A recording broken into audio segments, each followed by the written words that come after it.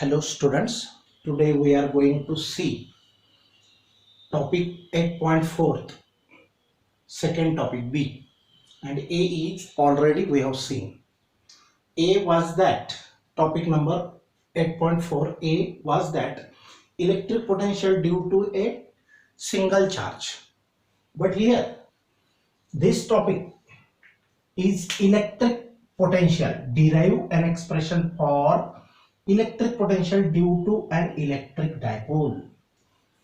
फक्त single charge मुळे किती पोटेन्शियल असते ते आपण पाहिलं तर तो हा फॉर्म्युला होता V is equal to Q upon 4 pi epsilon 0 R. Okay, पण आपल्याला आता electric potential due to an electric dipole. Dipole म्हणजे दोन पोल्स, एक प्लस एक मायनस. तर if the two charges of equal magnitude म्हणजे त्यांची व्हॅल्यू सेम असेल, 1 1 हा 1 कुलमचा असेल तर हा पण 1च कुलमचा पाहिजे, हा 5 कुलमचा असेल तर हा पण 5च कुलमचा पाहिजे, आणि दोघेही ऑपोजिट पाहिजे, separated by certain distance is called a dipole. Dipole म्हणजे काय? दोन चार्जेस की ज्यांचं मॅग्निट्यूड म्हणजे व्हॅल्यू सेम आहे आणि ते काहीतरी अंतराने सेपरेट आहे. हे अंतर आहे ते L and L, L plus L 2L. 2L हे अंतर A आणि B या ठिकाणी दोन चार्जेस आहेत, plus Q minus Q. 2L एवढ्या डिस्टन्सवर ते आहेत, तर ते डायपोल तयार करतील. दे forms dipole. Understood what is dipole? Two equal and opposite charges separated by certain finite distance forms an electric dipole. तर ही इलेक्ट्रिक डायपोल आहे. दोन poles opposite plus minus, charges मात्र मॅग्निट्यूडने सेम आहेत. तर बघा, derive an expression for electric potential म्हणजे potential किती राहील due to an electric dipole, या डायपोलमुळे. आता ती कुठं मोजायची electric potential? At any point C. आपण एखादा पॉइंट कन्सिडर करू की जो त्यांच्यापासून अवे आहे, वरती किंवा खाली कुठेही असेल पण अवे आहे. पण तो कुठं नाही, तर ह्या दोन चार्जेस मधून असा जो ऍक्सिस जाईल, दोन चार्जेस मधून जाणाऱ्या इमॅजिनरी लाईनला ऍक्सिस असं म्हणायचं, आणि या दोघांना परपेंडिक्युलर जी लाईन असेल, imaginary line passing through centre of the dipole but perpendicular to the length of the dipole. ही लेंथ आहे डायपोलची L plus L. 2L is the length of the dipole. जर याच्यामधून ऍक्सिस पास केला या दोघं चार्जेस मधून, तर त्याला ऍक्सिस म्हणायचं, ऍक्सिस ऑफ द डायपोल. आणि परपेंडिक्युलर लाईन ड्रॉ केली ह्या O मधून, सेंटर मधून, O is the centre of AB, तर त्याला आपण इक्वेटोरियल लाईन असं म्हणायचं, इक्वेटोरियल. आता discuss the same at axial and equatorial point.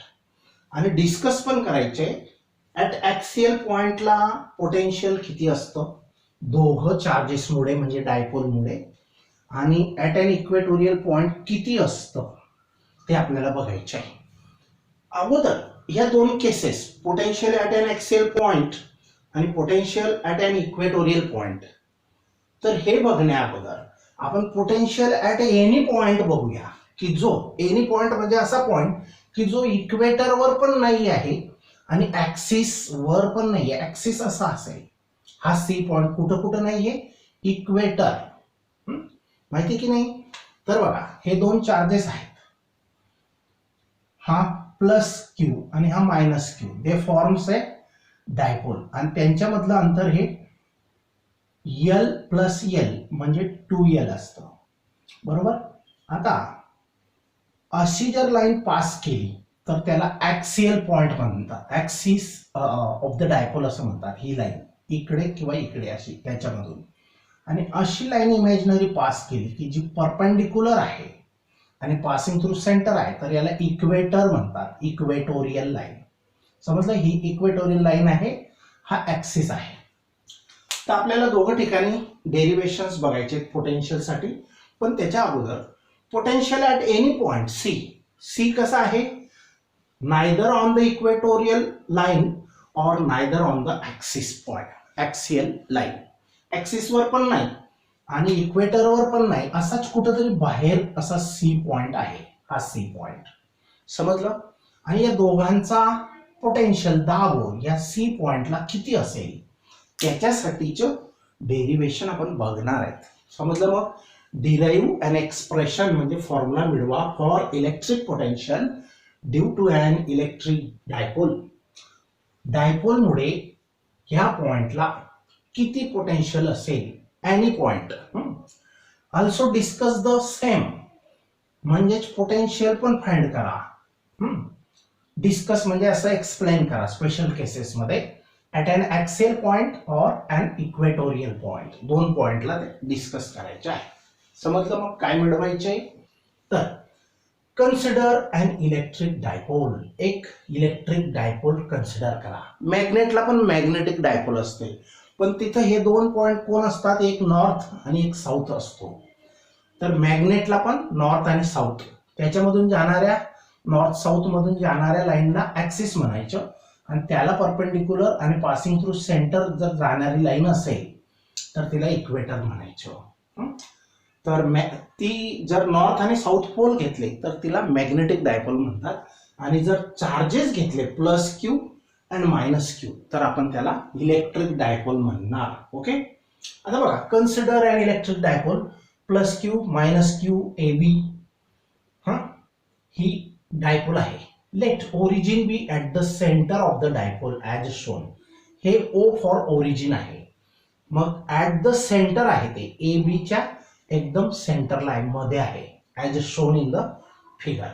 आता बघा, let C be any point, हा सी कसा आहे, एनी पॉइंट आहे. नियर द इलेक्ट्रिक डायपोल, ह्या डायपोलच्या जवळपास आहे. At a distance R from the centre O, या ओ सेंटर पासून तो सी पॉइंट किती डिस्टन्सवर आहे, आर डिस्टन्सवर आहे from the centre O.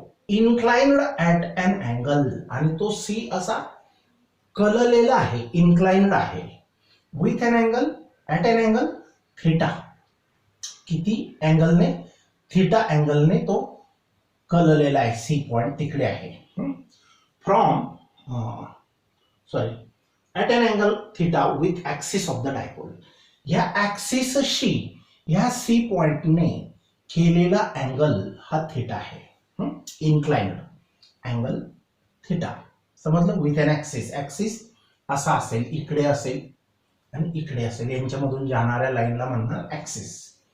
Late R1 and R2 be the distances of a point C, C पॉइंटचे अंतरे, सी पॉइंट हा प्लस क्यू पासून R1 डिस्टन्सवर आहे, आणि सी पॉइंट या चार्ज पासून R2 डिस्टन्सवर आहे. R1 and R2 be the respective distances of point C from the charges plus Q and minus Q respectively.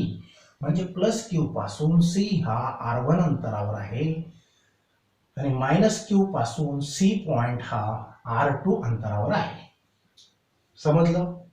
आता potential at C due to plus Q only, या C वर फक्त plus Q चार्जेसचा जो potential आहे, दाब आहे, तो कसा लिहिला जाईल, V is equal to Q upon 4πε0 r. आणि आता प्लस क्यू साठी आपण 1 पुटअप करू आणि मायनस क्यू साठी 2 पुटअप करूया, V1 इज इक्वल टू. मग हे डेरिव्हेशन जे आहे हे मागच्या याला पाहिलं आपण, मागच्या याला हे डेरिव्हेशन पाहिलं. Potential due to a single charge किती असते, Q upon 4πε0 r, V is equal to. पण आता दोन ठिकाणचं पाहायचंय. पोटेन्शियल ॲट सी पॉइंटला फक्त प्लस क्यू चार्ज मुळे किती दाब आहे, तर याला V1 R1, V1 is equal to plus Q upon 4πε0 R1 असं ट्रीट केलं. तसंच पोटेन्शियल ॲट सी वर प्लस क्यू मुळे किती दाब आहे, पोटेन्शियल आहे ते इतकं. तसंच सी वर मायनस क्यू मुळे किती दाब आहे ते बघायचे. Potential at C due to minus Q at B. हा मायनस क्यू कुठं आहे? At B. आणि प्लस क्यू कुठं होता? ऍट ए होता.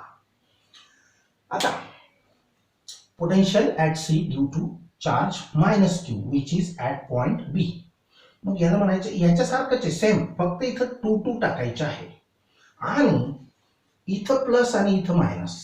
आता हा चार्ज मायनस क्यू आहे म्हणून पोटेन्शियल मायनस असेल. हा चार्ज प्लस क्यू आहे म्हणून इथं पोटेन्शियल प्लस क्यू असेल. आपण मागच्या पिरियडला पाहिलं की potential due to positive charge is positive and negative charge is negative. Potential हे चार्जवर डिपेंड करतात, कारण हा मायनस क्यू चार्ज आहे त्याचं पोटेन्शियल इतकं असेल. बघा काय फरक आहे फॉर्म्युल्यामध्ये, फक्त इथं 1 1, इथं 2 2, इथं मायनस तिथं प्लस, बस. आता टोटल पोटेन्शियल आपण सेपरेट पोटेन्शियल माहिती करून घेतलं. सी पॉइंटला प्लस क्यू मुळे किती पोटेन्शियल, या प्लस क्यू मुळे किती दाब सी ला इतका, मायनस क्यू मुळे या सी वर दाब किती, पोटेन्शियल किती, तर ते इतकं. V2 is equal to minus Q upon 4πε0 R2. आता टोटल बघायचं. The potential at C due to dipole is, dipole म्हणजे काय, दोन्ही चार्जेस मुळे सी वर किती पोटेन्शियल असेल. मग त्याला आपण कन्सिडर करूया VC म्हणजे potential at point C is the sum of V1 plus V2. दोघांची ऍडिशन करायची, V1 प्लस V2. मग यांची ऍडिशन करताना काही कॉमन फॅक्टर आहेत. क्यू अपॉन 4πε0 आणि इथं पण क्यू अपॉन 4πε0 कॉमन घेतला. हा V1 प्लस V2 म्हणजे या दोघांची ऍडिशन करायची, हे प्लस हे. फक्त इथं काय राहिलं 1 अपॉन R1. हा इथून क्यू बाय 4πε0 कॉमन गेला, इथून पण गेला. मग इथं काय राहिलं 1 बाय R1 मायनस इथं काय राहिलं 1 अपॉन R2. हे ब्रॅकेटमध्ये लिहिलं. Equation number 1 very important equation. समजलं हे? या दोघांची सम केली तर ती इतकी आली. त्याच्यापैकी कॉमन क्यू अपॉन 4πε0 कॉमन घेतला. Remaining factor is 1 upon R1 minus, हा मायनस आहे 1 अपॉन R2. ओके, हा प्लस होता. आता बाय जॉमेट्री, तर इथे एक ट्रायंगल आहे. ह्या ट्रायंगलच्या जॉमेट्रीवरून आपल्याला R1 स्क्वेअरची व्हॅल्यू फाइंड आउट करायची कोसाइन रूल नुसार. ट्रायंगलचा साइन रूल कोसाइन रूल असतो ना, तर त्याचा यूज डायरेक्ट इथं करायचा आहे. आता बघा R1 स्क्वेअर हे AO अंतर L आहे, OC अंतर R आहे, AC अंतर R1 आहे. आपल्याला R1 स्क्वेअरची व्हॅल्यू फाइंड करायची. आता का, तर ते नंतर समजणार आहे. तर R1 स्क्वेअरची व्हॅल्यू आपण कशी लिहू शकतो, R square plus L square. R या R1 स्क्वेअरची कोसाइन रूल नुसार R1 square is equal to R square plus L square minus 2RL cos theta. हा डायरेक्ट रूल आहे कोसाइन रूल ट्रायंगलचा, minus 2RL cos of theta. तसंच R2 साठी पण लिहूया. R2 square is equal to R square plus L square plus 2RL cos of theta. आता बघा या दोघांमध्ये काय फरक आहे. R1 स्क्वेअरची व्हॅल्यू ही लिहिली R square plus L square minus 2RL cos of theta. तसंच R2 ची व्हॅल्यू, R2 स्क्वेअरची व्हॅल्यू कशी लिहिणार, R square plus L square. या ट्रायंगल पासून R square plus L square, this distance is L. R square plus L square plus, मात्र इथं plus घ्यायचा 2RL cos of theta. बघा काय फरक आहे दोघांमध्ये, इथं मायनस आहे इथं प्लस आहे. ओके, आता परत ह्या इक्वेशन वरून आपल्याला R स्क्वेअर कॉमन घ्यायचा आहे इथं. मग R1 स्क्वेअर ह्याच्यापासून हे तयार झालं, ह्याच्यापासून हे तयार झालं आणि ह्याच्यापासून हे तयार करणार आहेत आपण. तर बघा R1 स्क्वेअर जसाच्या तसा, याच्यामधून R स्क्वेअर कॉमन घ्या, R स्क्वेअर कॉमन घेतला. इथं मग काहीच नाही राहिलं शिल्लक म्हणजे 1 प्लस. आता L स्क्वेअर मधून R स्क्वेअर कॉमन घ्यायचा आहे, पण इथं R स्क्वेअर नाहीये. मग काय करावं लागेल, L square upon R square divide करावं लागेल. म्हणजे याने या टर्म्सला मल्टिप्लाय केलं तर हे मिळायला पाहिजे. अशा प्रकारे कॉमन घेतात. मग इथून कॉमन घेतला तर 1 आर स्क्वेअर कॉमन घेतला या पूर्ण तिघ टर्म्स मधून. आर स्क्वेअर कॉमन घेतला, राहिलं इथं शिल्लक 1 प्लस इथं नाहीचे आर स्क्वेअर म्हणून एल स्क्वेअर मधून तरी पण जबरदस्ती आर स्क्वेअर कॉमन घ्यायचा आहे म्हणून काय असेल एल स्क्वेअर अपॉन आर स्क्वेअरने डिव्हाइड करावं लागेल. तसंच मायनस 2rl cos थिटा याच्यामधून आर स्क्वेअर कॉमन घ्यायचा आहे. इथं फक्त एक आर आहे पण आर स्क्वेअर घ्यायचा आहे. मग काय करायचं multiply and divide by R. मग या आर ला मल्टिप्लाय केलं आर ने तर आर स्क्वेअर झाला आणि डिवाइड बाय आर केलं तर आपण काहीच केलं नाही. म्हणजे इथं शिल्लक राहील 2l cos थिटा आणि अपॉन आर. हे समजलं. इथून आर स्क्वेअर कॉमन केला. आता आर स्क्वेअर ने याला मल्टिप्लाय करा आर स्क्वेअर. एक आर कॅन्सल होईल वरच्या एक आणि खालच्या एक तर वरती एक आर शिल्लक राहील. समजलं. मग हे कॉमन कसं काढायचं तर आर स्क्वेअर कॉमन काढला या टर्म मध्ये 1 प्लस इथून काढला एल स्क्वेअर. तर जिथं नाही राहत पण तरी कॉमन काढायचं आहे तर काय करतात त्या टर्मला त्या कॉमन जो फॅक्टर आहे त्याने डिव्हाइड करतात आर स्क्वेअर. ओके. तसंच इथं पण आहे. इथं फक्त आर होता पण आपल्याला आर स्क्वेअर कॉमन घ्यायचे आहे. मग काय करा एक आर डिव्हाइड करा. बरोबर. मग 2l cos theta upon R. आता याच्यापासून हे बनवलं फक्त इथं मायनस आहे. तसंच या दुसऱ्यापासून हे बनवायचे आहे. तर r2 square is equal to R square plus L square plus 2rl cos theta मधून आर स्क्वेअर जबरदस्ती कॉमन घेतला. इथं शिल्लक राहिलं 1 plus L square upon R square plus plus आता इथं हे प्लस आहे plus 2l cos theta upon R. Okay. मग r1 स्क्वेअर आणि r2 स्क्वेअरच्या व्हॅल्यू तयार केल्या. आता for a short dipole. Dipole जर शॉर्ट असेल म्हणजे हे अंतर फार कमी असेल ऍक्च्युअल मध्ये दोन चार्जेसचं. हे आपण समजण्यासाठी खूप मोठं घेतलेलं आहे दिसण्यासाठी पण चार्जेस ऍक्च्युअल मध्ये फार जवळ असतील हे. तर हे अंतर काय असेल 2l. हे अंतर फार लहान असेल कोणापेक्षा या आर पेक्षा. For a short dipole. त्याला शॉर्ट डायपोल असं म्हणतात. जेव्हा 2l म्हणजे l प्लस l हे डिस्टन्स 2l हे लेस दॅन आर असेल म्हणजे आर पेक्षा खूपच लहान असेल. हे टोटल डिस्टन्स या आर पेक्षा फारच लहान असेल. आणि इफ मग R is greater than L. याचा अर्थ काय होतो R is greater than L.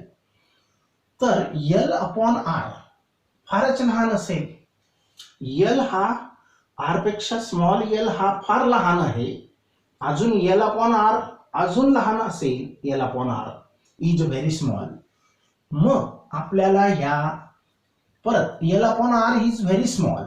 R is very greater than L म्हणजे L is very less than R. हा एल लहान असेल हा एल लहान असेल म्हणजे डायपोल हे अंतर एल प्लस एल 2l हे फार लहान असेल शॉर्ट डायपोल. कोणापेक्षा हे 2l अंतर एल प्लस एल 2l अंतर कोणापेक्षा लेस असेल या आर पेक्षा. या सेंटरच्या या आर डिस्टन्स पेक्षा हे अंतर फार लहान असेल. त्यावेळेला एल अपॉन आर हा अतिशय लहान येतो. अजून त्याचा जर L square upon R square केला याचा स्क्वेअर तर तो अजून लहान येईल आणि कॅन बी निग्लेक्टेड म्हणून त्याला गृहीत धरू नका. L square by R square therefore can be neglected. आता बघा R1 आणि R2 च्या इथं L square upon R square आहे ती टर्म डायरेक्ट निग्लेक्ट करायची. समजलं. आता बघा याच्यातून ही निग्लेक्ट केली काय शिल्लक राहिलं मग R1 square is equal to R square. हा 1 हा निग्लेक्ट केला तर -1 minus 2l cos theta upon R. 2l cos theta upon R. समजलं. मग हे फक्त ही टर्म निग्लेक्ट केली. का बरं निग्लेक्ट केली. जर आर हा या एल पेक्षा खूप मोठा असेल 2l पेक्षा तेव्हा आता R1 square equal to R square in bracket 1 minus 2l cos theta upon R. तसंच R2 स्क्वेअर मधून पण L square upon R square neglect करा. मग शिल्लक काय राहिलं हे निग्लेक्ट केलं तर शिल्लक काय राहिलं 1 plus 2l cos theta upon R. r2 square is equal to r square 1 plus 2l cos theta upon R. Okay. आता काय करायचे पुढची step, r1 square r2 square आपण असे मिळविले. आता अजून ह्याचं स्क्वेअर रूट करा. r1 स्क्वेअरचं काय करा स्क्वेअर रूट करा. मग ह्याचं स्क्वेअर रूट केलं r1 स्क्वेअरचं स्क्वेअर रूट r1, r स्क्वेअरचं स्क्वेअर रूट r आणि ही ब्रॅकेटचं स्क्वेअर रूट म्हणजे पॉवर हाफ, दुसरे मूळ, वर्गमूळ. वर्गमूळ किंवा सेकंड रूट, माहिती ना हा रूल. हे अंडर रूट मध्ये लिहायचं असेल, अंडर रूट साइन न लिहिता तर पॉवर्स मध्ये हाफ लिहितात, हे माहिती असायलाच पाहिजे. आता याचं अंडर रूट केलं म्हणजे taking a square root on both sides. याचं r1 स्क्वेअरचं अंडर रूट r1, r स्क्वेअरचं अंडर रूट r आणि या ब्रॅकेटला अंडर रूट च्या साइन मध्ये न लिहिता फक्त काय केलेलं आहे त्याच्या पॉवर 1/2 केलेला आहे, हाफ, सेकंड रूट. ओके. तसंच r2 पण, हा r2 लिहायचा, याचं स्क्वेअर रूट केलं r2 स्क्वेअरचं स्क्वेअर रूट r2, r स्क्वेअरचं r आणि याला अंडर रूट मध्ये टाकलं म्हणजे त्याचा पॉवर हाफ. समजलं, हे सेम टू सेम, फक्त पॉवर हाफ, हे अंडर रूट आहे. बरं, आता बघा या r1च्या रेसिप्रोकल करा. रेसिप्रोकल म्हणजे r1च्या रेसिप्रोकल होणार 1/r1. आता असं का करतोय आपण, तर इथं डायरेक्शन मिळते बघा, 1/r1 आणि 1/r2 तयार करायचे आहेत आणि ह्या व्हॅल्यू तयार केलेल्या परत त्याच्यामध्ये पुटअप करून परत पुढे सरकायच्या आहेत. व्हेरी सिंपल, समजलं. मग हे कसं आलं, तर आता ह्याला रेसिप्रोकल करूया. r1चा रेसिप्रोकल 1/r1, r चा रेसिप्रोकल 1/r आणि ह्याच्या रेसिप्रोकल फक्त पॉवर मायनस हाफ करायचा. अँड तसंच दुसऱ्याच्या पण इथं पॉवर मायनस हाफ करायचा. 1/r2 is equal to 1/r 1 plus 2l cos theta upon r च्या अंडर रूट, पण ते खाली डिनॉमिनेटरला आहे मायनस हाफ. बरोबर, सगळ्यांच्या रेसिप्रोकल केला, याचा असा आणि याचा मायनस बनेल. पॉवर जो प्लस होता तो हे खाली पाठवल्यावर मायनस बनेल. बरोबर. आता हे दोघे इक्वेशन आपण बनवले, 1/r1 साठी हे मिळालं आणि 1/r2 साठी हे मिळालं. हे इक्वेशन नंबर 2 आहे, हे अँड हे इक्वेशन 2 आहे. आता युजिंग इक्वेशन्स 1 आणि 2, 1 मध्ये 2 चा वापर करा. मग टोटल पोटेन्शियल ऍट सी म्हणजे VC आपल्याला फाइंड करायची. मग VC is equal to V1 plus V2. आता याच्यातून काय कॉमन करून ठेवलंय आपण, Q अपॉन 4/ε0 कॉमन. 1/r1 च्या बदल्यात कोणती व्हॅल्यू टाकायची, ही टाकायची बघा, 1/r and in bracket 1 minus 2l cos theta upon r चा पॉवर मायनस हाफ. तसाच V2 ची व्हॅल्यू काय टाकायची, सॉरी मायनस 1/r2 ची व्हॅल्यू काय टाकायची, मायनस 1/r2 मायनस 1/r2 ची व्हॅल्यू ही पुटअप करायची इथं, 1/r in bracket 1 plus 2l cos theta upon r आणि raise to minus half. Okay. आता आपण इथपर्यंत पोहोचलो.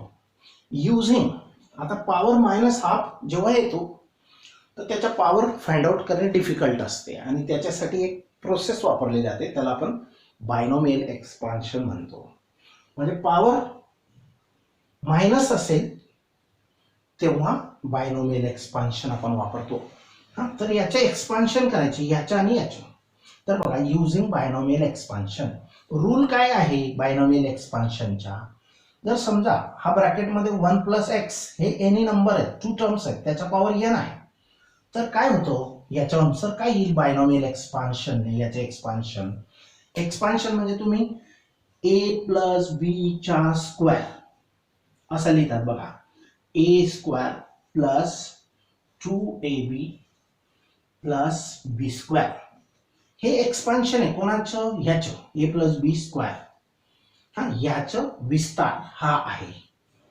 तसाच ह्याचा विस्तार कसा लिहितात, हा n फक्त x ला मल्टिप्लाय होतो, 1 जसाच्या तसा प्लस हा पॉवर मल्टिप्लाय होतो या टर्मला nx, म्हणजे याचं आन्सर असं लिहायचं. आणि इथं x हा एकापेक्षा फार फार लहान असेल, x is very less than 1 and retaining the terms up to the first order of 1 by r only. Retaining means फक्त अशाच टर्मच्या यूज करा की ज्या फर्स्ट ऑर्डर म्हणजे फर्स्ट पॉवर असेल, first order of 1 by r only we get. आता बघा ह्या रूलनुसार हा पॉवर कुठं मल्टिप्लाय होतो, दुसऱ्या टर्मला मल्टिप्लाय होतो, पहिली टर्म जशीच्या तशी. हा याचा हा एक्सपान्शन आहे. मग तसंच याचं पण करूया. आता बघा VC is equal to Q upon 4πε0 जसाच्या तसा 1 by r दोघं ठिकाणी आहे, परत कॉमन घ्या त्याला, 1 by r दोघं ठिकाणी कॉमन घ्या, इकडे तो घेतला 1 by r, ही टर्म जशीच्या तशी फक्त 1 by r जास्त कॉमन घेतला. मग राहिलं काय शिल्लक, ही ब्रॅकेटचा पॉवर आणि ही ब्रॅकेटचा पॉवर. आता हा पॉवर कुठं जाईल, -½ इथं मल्टिप्लाय होईल, -½ म्हणजे हा 1 जसाच्या तसा, हे मायनस साइनला हे मायनसने मल्टिप्लाय केलं प्लस, आणि 1/2 ने मल्टिप्लाय केलं तर 1/2, हा 2 कॅन्सल होईल. हा 1/2 -1/2 इथं -1/2, 1 मल्टिप्लाय, मी इथं 2 गेट्स कॅन्सल, राहिलं काय शिल्लक, आणि minus minus becomes plus, becomes plus, 2 gets cancelled, 1 plus L cos θ upon r. समजलं. मग हे प्लस कसं आलं इथं, हा -½ पॉवर फक्त दुसऱ्या टर्मला मल्टिप्लाय करायचा, -½ मल्टिप्लाय जर केला 2 कॅन्सल, मग शिल्लक 1 प्लस झालं, मायनस इंटू मायनस प्लस, आणि हा 2 कॅन्सल, हा 2 मल्टिप्लाय होईल ना याच्या रूलनुसार, हा nx या टर्मला तो हा पॉवर मल्टिप्लाय होतो त्या रूलनुसार. मग हा 2 cancel plus 1 plus L cos θ upon r. तसंच याचं पण 1 by r तर कॉमन गेलेला आहे. मग राहिलं काय इथं, याच्या 1 आणि हा मात्र मायनस होईल, plus into minus minus, 2 cancel होईल, हा इथं मल्टिप्लाय केला 1/2 minus 1 minus L cos θ upon r. हे तयार झाले, बरोबर, हे तयार झाले. आता क्यू अपन 4πε0 1/r ला आपण असं लिहिलं, आणि ह्याला आता ब्रॅकेट मधून मोकळं केलं, हा जसाच्या तसा 1 plus L cos θ upon r जसाच्या तसा, मायनस हा 1 आणि minus into minus plus L cos θ upon r. आता या ठिकाणी बघा, दिस +1 and this -1 gets cancelled. मग राहिलं काय, L cos θ upon r plus L cos θ upon r, double आहेत, मग डबल केला 2 L cos θ upon r, L cos θ upon r plus L cos θ upon r, म्हणजे double of L cos θ upon r. Okay, इकडची side same, किंवा आपण 4πε0 r आणि 2L cos θ upon r. आता Q into 2L तर P असतो, P म्हणजे काय, dipole moment, electric dipole moment, Q into 2L. समजलं, हा ही डायपोल मोमेंट आहे. मग Q इंटू 2L हा P असतो, P म्हणजे इलेक्ट्रिक डायपोल मोमेंट. तर त्याच्या बदल्यात P पुटअप केला, कॉस थिटा जसाच्या तसा, Q इंटू 2L याच्या बदल्यात, Q इंटू 2L याच्या बदल्यात P पुटअप केला, P डायपोल मोमेंट, हा कॉस थिटा जसाच्या तसा अपॉन r जसाच्या तसा, आणि Q अपॉन 2L बद्दल P लिहिला कॉस थिटा, आणि 1/4πε0, आणि हा r आणि हा r मल्टिप्लाय केला तर r² होईल, डिनॉमिनेटरचे r इंटू r स्क्वेअर. चलो, हा फॉर्म्युला तयार आपण केला, potential at point C due to both the charges means due to dipole. काय फॉर्म्युला आला, लक्षात आला, 1/4πε0 P cos θ अपॉन r². आता इथं P कुठून आला, हे 11वीचा भाग आहे, डायपोल मोमेंट. आपण 11वीला इलेक्ट्रोस्टॅटिक्स मध्ये शिकतो, मॅग्नेट मॅग्नेटिझम मध्ये पण मॅग्नेटिक डायपोल येते आणि त्याच्यात याच्यात सिमिलॅरिटी, मॅग्नेटिक डायपोल मोमेंट ही कॅपिटल एम असते आणि इथं पोलर स्ट्रेंथ प्लस एम असते आणि डिस्टन्स बिटवीन टू पोल्स हे 2L असते, म्हणजे 2ml ही डायपोल मुवमेंट असते मॅग्नेटिक. पण ही कोणती आहे? इलेक्ट्रिक. आपल्याला इलेक्ट्रिक म्हणजे चार्जशी संबंध पाहिजे, मॅग्नेटचा काही संबंध नाही. तर ही इलेक्ट्रिक डायपोल मुवमेंट आहे पी. इथं व्हॅल्यू फक्त क्यू इंटू 2L ला काय पुटअप केलं, क्यू इंटू 2L ला पी. समजलं? ह्याला पी, बाकीचे जसंच्या तसं आणि हा आर स्क्वेअर झाला, आर आणि आर. ओके. बरं, हे असेल पोटेन्शियल. हा फॉर्म्युला आहे रिक्वायर्ड फॉर्म्युला. अजून याला दुसऱ्या भाषेमध्ये सांगता येतं कसं? Electric potential at C can also be expressed as, म्हणजे ह्याच फॉर्म्युल्याला अजून असं सांगता येईल. कोणत्या प्रकारे? तर बघा, इथं डायरेक्शन म्हणजे वेक्टर फॉर्म मध्ये लिहायचे. 1/4πε0 जसाच्या तसा. पी हा वेक्टरच आहे, dipole movement is a vector quantity, आणि आर स्क्वेअर याला आर कॅप हा युनिट वेक्टर घ्यायचा. आता आर कॅप काय असतो? वेक्टर आर अपॉन आर असतो. वेक्टर आर अपॉन आर असतो, unit vector along the direction of R.